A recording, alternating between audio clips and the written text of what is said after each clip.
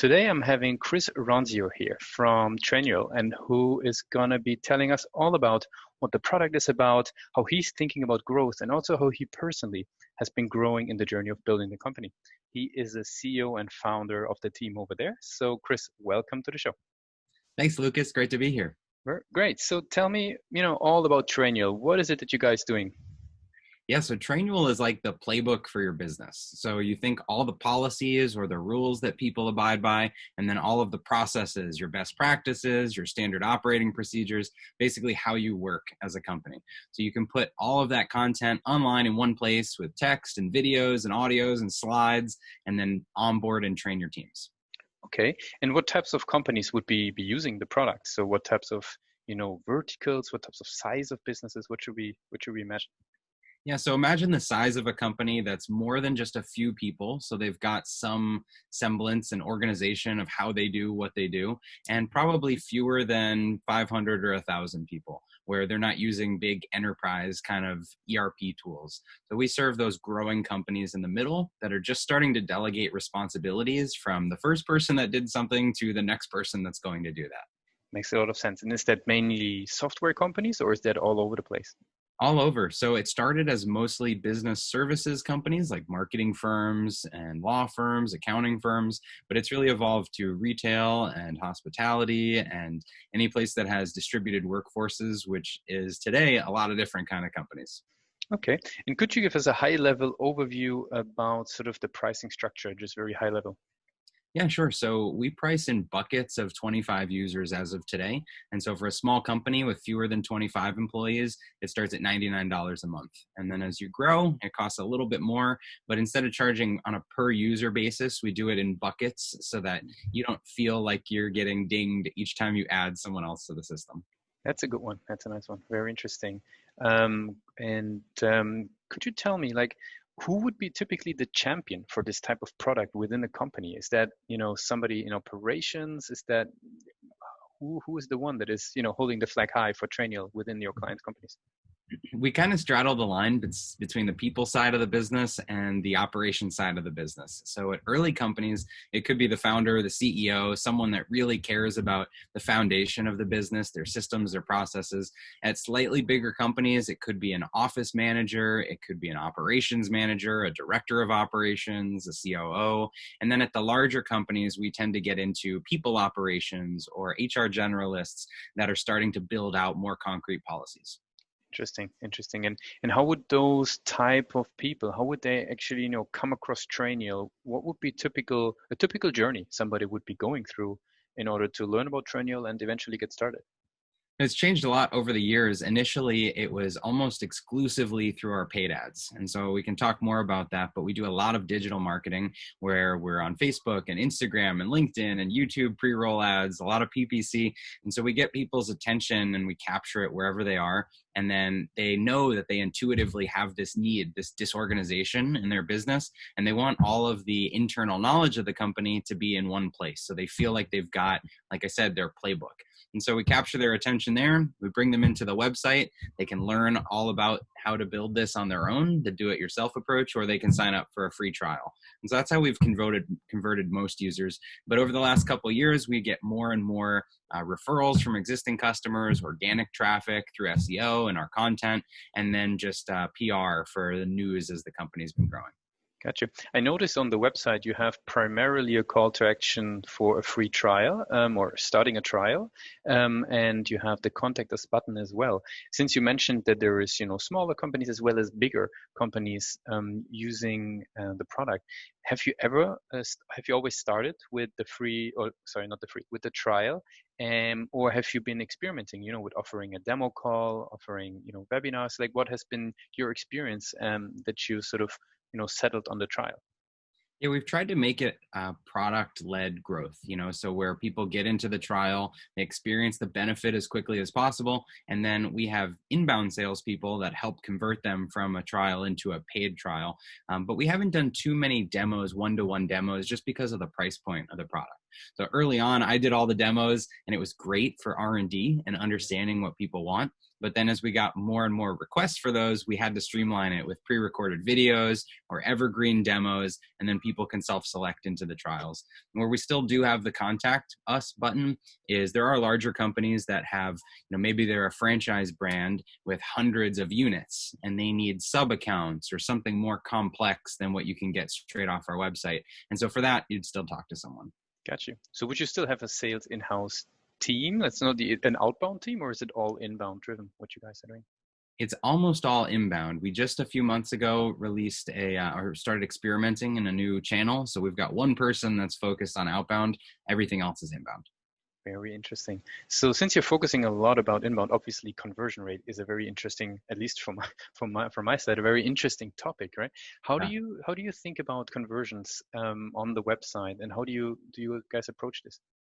Yeah, so first it's conversions from the ad to our site. So we want to know how good is the ad at getting people to the next step, which is to visit the website. Or recently, we've actually started running ads directly into our sign-up form for the application. So we've tested both of those. But once we get them to the website, which is the traditional flow, then we're trying to get them into a trial as their next step. And so the conversion rate from number of website visitors to the number of people that click over to the form of the sign-up form for the app is the next stage. And then it's from the people that view the form, how many complete the form and go into a trial. And so we're measuring at each stage of that funnel, the conversion rates, and we're tweaking things the whole time. So on the website, we're tweaking copy.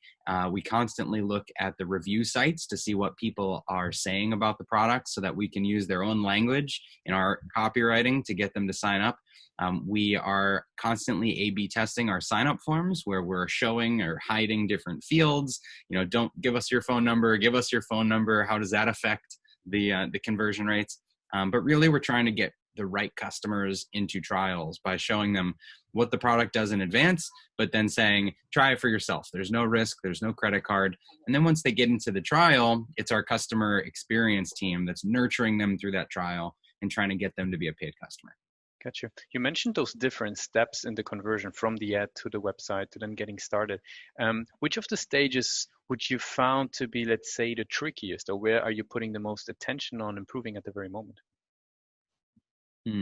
I would say it's sort of different departments working on each across the board, or different positions working on each. So the biggest focus right now is, once they've signed up for a trial, getting more of those customers to convert. And so that's a customer experience project, and it's also a product and engineering project. And what can we do to the onboarding wizard to give them an experience that they expected from the ads or from the website that they watched? And so our product and engineering teams and our customer experience teams work on that. And then our marketing team is focused on the copywriting for the ad to make sure it gets the right traffic to our website, making sure they're using the right pixels, to get the right audiences, making sure that the landing pages are performing well so that there is a landing page that goes to a specific channel. We have a customization tool that we use to A/B test even the copy on websites. So some of it's geo-targeted, or the photos they see are very specific. So, it's constantly across the funnel that we're testing things. Very interesting. Cool. So what I would like to do is I would like to ask you a little about you personally as a founder and a leader in the business who's been growing up the company. Maybe can you tell me just first, for give people a context, when did you start the company? Trainual started in January of 2018. So as of this recording, it's just over 2.5 years, but the software has been around since 2014. So it was originally founded as part of my consulting firm, and we used it as just an internal tool with our consulting clients for 3 years, and then launched it as a SaaS product after that. Interesting. How did you find the first clients? I'm assuming then from your agency client base, or what was the journey like? Yeah, the product was really invented to serve a need for my clients. So as I was working with small businesses, I saw that they wanted this playbook. They maybe had a turnover issue where they're retraining the same thing over and over. And they were using Dropbox folders or Google Drive and Word docs that look nothing like each other. And so small businesses really want something tangible to show for all of the work and the knowledge that goes into creating the business. And so Trainual was meant to solve that. It's how do we come up with a simple way to build your standard operating procedures and explain who does what for each role in the company. And so out of that need is what we built the product for. Got you. And now that you're running the company as a leader, how do you educate yourself? Like, what type of content would you consume or read in order to, sort of better yourself every day? So I'm not just saying this because this is a podcast, but I listen to so many podcasts. That's my big thing.